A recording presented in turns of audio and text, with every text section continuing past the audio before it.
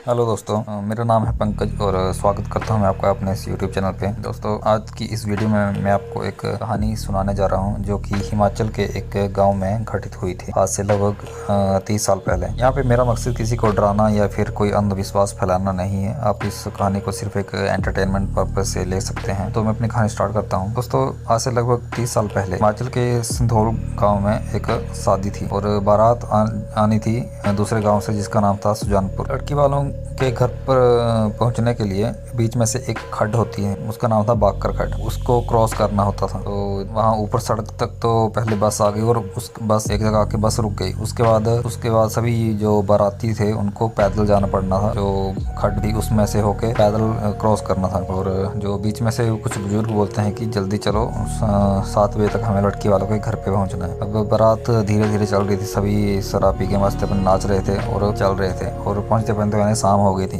7, साढ़े 7, 8 बजे का टाइम हो गया था। तो अंधेरा भी हो गया था उस टाइम। जब वो पहुंचे तो सब कुछ ठीक था और धीरे धीरे वहाँ पे सारा रस्में वगैरह शुरू हो गई। दोनों साइड के पंडित आगे बैठ के अपना कार्रवाई कर रहे थे। परंतु थोड़ी देर बाद दूल्हे को पता नहीं क्या हुआ कि उसने अपनी पगड़ी जो थी वो खोल के फेंक दी और सारा हवन बिखर गया था। लकड़ियाँ, जो हवन की लकड़ियाँ थी, हवन का सामान था, वो सारा बिखरा पड़ा था। और जो दूल्हा था वो अपने आप में कुछ बड़बड़ा रहा था। तो पंडित वगैरह वो समझ गए थे और वो कुछ मंत्र पढ़ रहे थे उसको शांत करने के लिए। और वहाँ पे जो लोग बैठे थे, जो ज्यादा लेडीज वगैरह थी, वो डर रही थी और रो रही। उनमें से कुछ ने कहा कि इसे लाड़े को झड़प लग गई है। झड़प मतलब दूल्हे को कोई झड़प मतलब होता है कि ऐसे कोई नेगेटिव एनर्जी होती है वो उसको उस पर हावी हो जाती है। तो ऐसा हुआ था कुछ वहाँ पे। और धीरे धीरे जो दूल्हा था मतलब उस पर वो जो नेगेटिव एनर्जी वो थोड़ी हावी हो गई थी। और क्योंकि वो खड्ड क्रॉस करके आए थे। और जो पंडित था धीरे धीरे उसने मतलब वो मंत्र पढ़ने स्टार्ट कर दिया और थोड़े आधे पौने घंटे बाद वो सब ठीक हो गया। वो दूल्हा शांत हो गया और सब कुछ नॉर्मल हो गया और सब कुछ रस्में वगैरह हो गई। उसके बाद सब सही रहा। और अगले दिन सुबह जब बारात वापस चली तो सबने नाश्ता वगैरह किया और बारात वापस चल पड़ी। दुल्हन जो थी वो रो रही थी क्योंकि वो घर छोड़ के जा रही थी। तो वहाँ पे रोने वाला माहौल बन गया था सारा। और धीरे धीरे बारात चलने लग पड़ी। दुल्हन के साथ जो वापिस आते हैं, दुल्हन के भाई वगैरह वापिस आते हैं और कुछ रिश्तेदार ने हम यहाँ पे लद्दड़ कहते हैं, वो भी साथ में चल रहे हैं। तो जैसे ही बारात वहाँ खड्ड में पहुंची फिर से, क्योंकि उन्हें फिर से वो खड्ड पार करके दूसरी साइड बस थी वहाँ पे जाना था। तो जैसे ही वो खड्ड में प्रवेश किया उन्होंने, तो एकदम से जो पालकी थी वो भारी हो गई।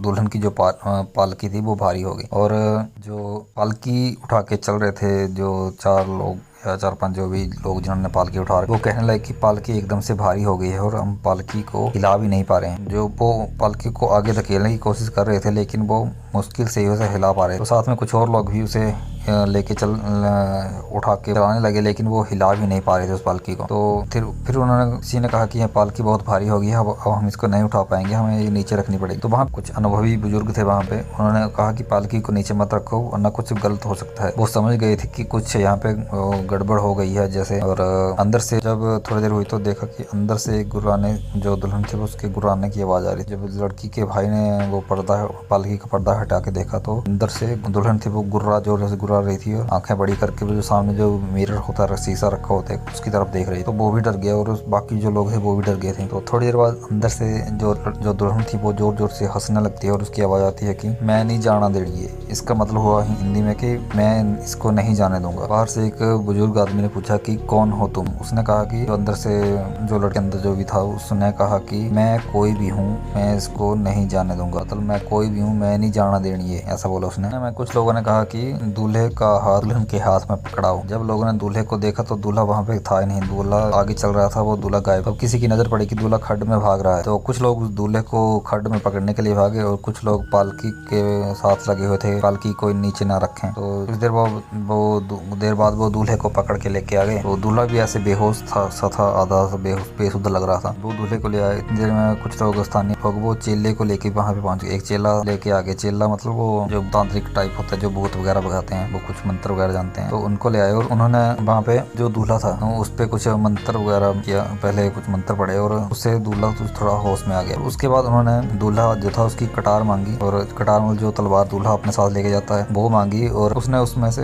वो कपड़ा था वो निकाला, जो तलवार पे बंधा हुआ था वो निकाला और उस पे कुछ मंत्र किया, पढ़े और वो दूल्हे के हाथ में दे दी और कहा कि तुम पालकी का चक्कर लगाओ और इस कपड़े से जो पालकी है उसको टच करो, उसको छू दो। दूल्हे ने ऐसा किया। वो वो थोड़ा होश में आ गया था, उसने ऐसा किया, वो चक्कर लगाता है और उस पालकी को टच कर देता है। जैसे ही वो टच करता है अंदर से एक जोर से चीखने की आवाज़ आती है और पालकी एकदम से हल्की हो जाती है। जो साथ में जो लोग जिन्होंने पालकी उठाई थी उनका एकदम से बैलेंस बिगड़ जाता है, क्योंकि उन्होंने सोचा था कि पालकी भारी है और वो एकदम से हल्की हो गई। तो इतने में वो जो चेला था उसने कहा कि यहाँ से जल्दी यहाँ से निकलो, इस खड्ड से निकलो। और वो जितने भी लोग थे बाराती वगैरह सारे पालकी उठा के वो एकदम से भागे वहां से। वो बहुत बड़ी तेजी से उन्होंने खड्ड पार की और सामने जाके जब बस के पास पहुंचे तब उन्होंने जाके वो पालकी नीचे रखी। जब पालकी नीचे रखी तब देखा तो अंदर जो दुल्हन थी वो बेहोश थी, तो उसको पानी के छींटे वगैरह मारे और वो दुल्हन को होश में लाए। उसके बाद वो सब नॉर्मल रहा, ऐसा कुछ भी नहीं हुआ, कोई प्रॉब्लम हो, दूल्हा भी ठीक था और दुल्हन दोनों ठीक थे।